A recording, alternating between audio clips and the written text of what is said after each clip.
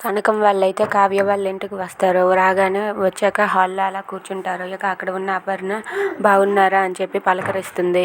ఇంతలో కావ్య రాజు అయితే అలా కిందకు వస్తారు.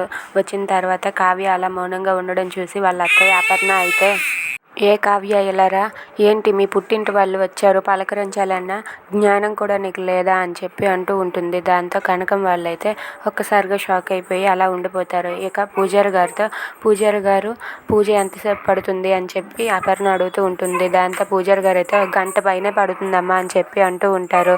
1 గంట పైనేనా, నేను అంతసేపు కూర్చోలేను పూజారి గారు అని చెప్పి అంటుంది. దాంతో పూజారి గారు అయితే మీ భర్త అయినా కూర్చోవచ్చమ్మా అని చెప్పి అంటూ ఉంటాడు. నా భర్త కన్నా నా కొడుకు నా కోడలు పూజలో కూర్చుంటారు అని చెప్పి అపర్ణ అంటుంది. దాంతో రాజు అయితే ఏంటి మా అమ్మలో ఎంత మార్పు అని చెప్పి అనుకుంటూ ఉంటాడు. Thanks for watching friends, please subscribe.